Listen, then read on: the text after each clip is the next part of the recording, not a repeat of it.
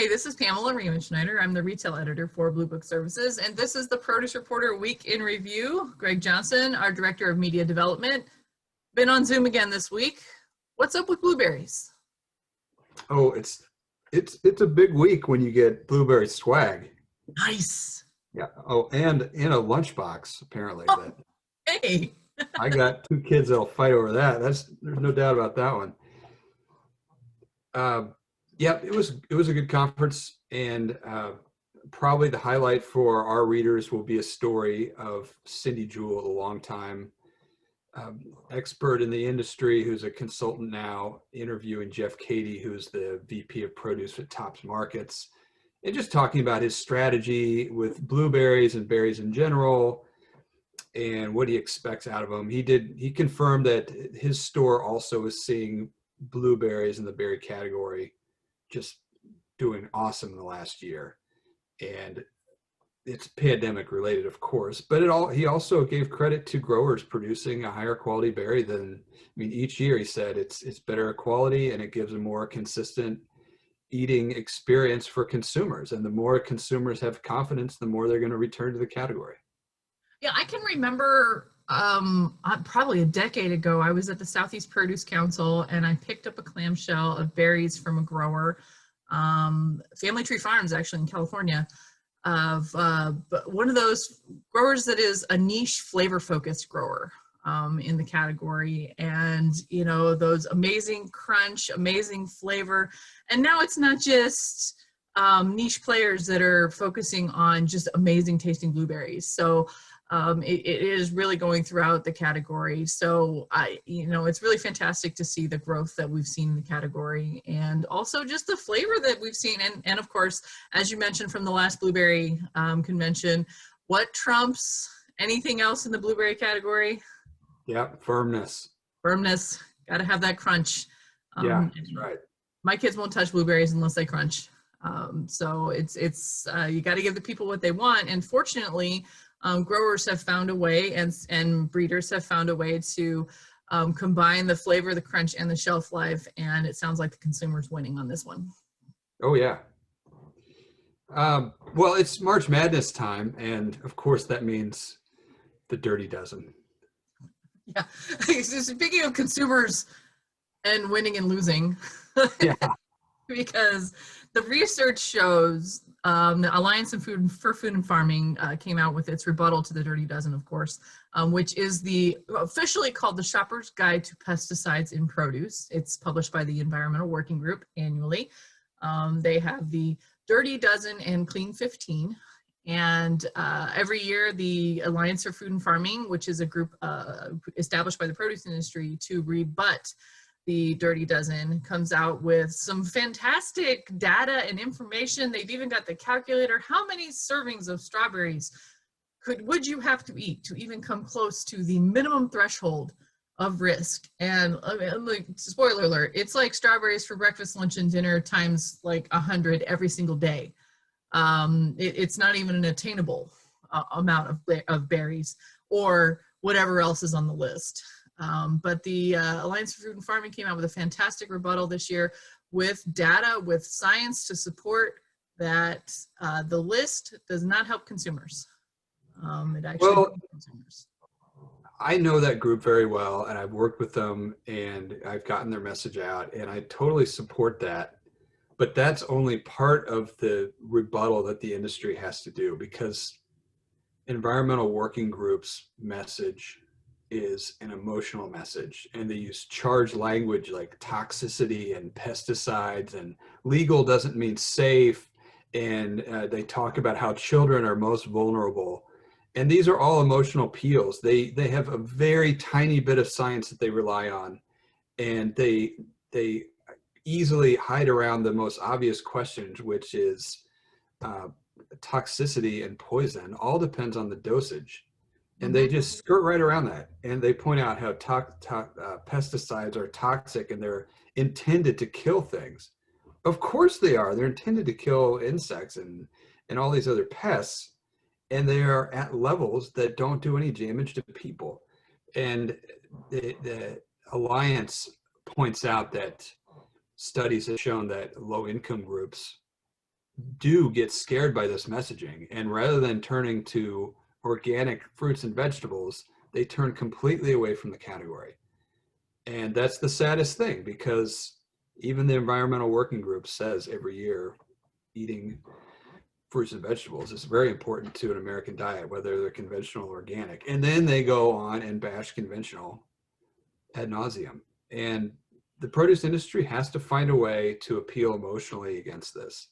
Talk about how important it is to eat those and feed your children, and the alternative foods that people choose when they're scared of fruits and vegetables are not as healthy. And it's frustrating. Yeah, you're exactly right about the emotion thing, though, because it's like when I can remember the first rebuttals that we were seeing is exposure does not equal risk. And all of those words are scary. I mean, the exposure, risk, I don't want any risk. Americans do not assess risk very well. No. As we've seen by people on motorcycles with face masks and no helmets. Yeah, that's true. Goggles, but no helmets. But you know what? A bug in your eye when you're riding a motorcycle really sucks. Oh, I wasn't talking about this kind. I was talking about this kind. A bug in your mouth also sucks too. You know, that the exposure does not equal risk crowd, the minimum residue thresholds, all of that stuff is scary. And you know, whether or not we agree with the Dirty Dozen, whether or not we agree with it, it also is a fundraiser for the Environmental Working Group. If you put your email in there to get this list, to get the download for it, you are going to get daily pleas for money for this group. So you have to read between the lines on exactly what they want. But, and this is something that I've written about before, and I will continue to stress for retailers, it is a list. It's a shopper's list. And for people who are entry level into organics, which increasingly people are looking at organic, they're going, I don't know where to allocate my money. What's the most important thing for me to buy organically? They Google it, and this is the first thing that comes up. So if you are not offering an organic version of these 12 or so items, because this year they put a target on collard greens in addition to kale, mustard greens as well, and then hot peppers in addition to bell peppers, just kind of like bonusing those in there. And then citrus, they got to get citrus in on this, and it's for the fungicides and not the pesticides, but it's not, I mean. Oh, look, here's a category that's doing great. Yeah. They don't make our list. Can we still bash them? Yeah, I know, right? So, but it is still a shopping list for consumers who are curious about organics.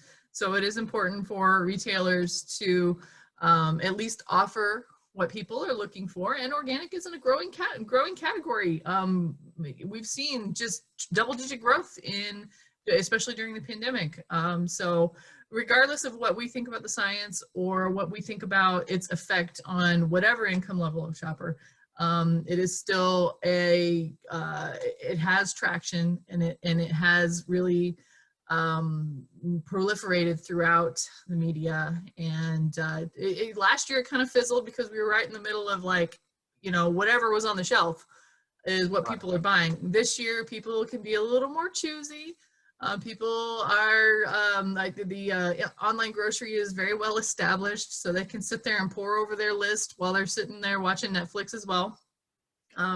So we still have to pay attention to it, whether or not we like it. Well, I love your message that retailers definitely have to pay attention and have to be cognizant of it, but they should not post the list in their produce departments. No. Because that will only do negative things. And don't let anyone else post that list in your produce department. No, I don't think that retailers should be posting the list. I don't think retailers should be ranking the amount of pesticides. I think they should give you what is organic, what does organic mean, period, and let the consumer decide what is important to them. All right, well, this is going to be our last home office week in review for a little while, because next week you'll be at a produce industry event in person. Yes, I'm actually like kind of a little nervous because I haven't looked at my travel go bag in a while. I mean, my suitcase is in the attic. I'm gonna have to dig it out. I will be in Dallas for the Viva Fresh Expo, and despite Viva Fresh at the beginning was I had to actually change my hotel reservation because I forgot that they shortened the show to make it a little more targeted, a little more focused. It's going to be golf and expo, pretty much, and I think that's the two key areas that people are really wanting to get in and have that networking opportunity and then have the expo opportunity. Viva Fresh actually sounds so popular that they had to double the golf course because the waiting list was so long to get into the first course. So, I mean, I've been on the Viva Fresh golf committee ever since the very first one, and we started small and barely filled a full flight in one golf course, and now we had to expand to two in a pandemic. Sounds like people are ready to get outside. Well, that, and as a golfer myself, I can tell you golf in the last year has absolutely exploded, and all the golf courses and manufacturers will tell you that, because it's basically the only thing that didn't slow down and allowed people to get outside and get exercise and entertainment, and people have done it, and there's no question that that would be the case in our produce industry. It already had a lot of network opportunities around golf, and other groups have had golf outings, fundraisers throughout 2020, and I expect they will in 21. Well, yeah, we will definitely see. Next week is kind of the litmus test on, getting buyers out of the office, getting people together, and see if people are actually ready to do it. And then, of course, another huge test will be the Southeast Produce Council Southern Exposure in Florida 2 weeks after that. So exciting times. I'm going to have to find my suitcase and actually, maybe get a haircut. I don't know. Yeah.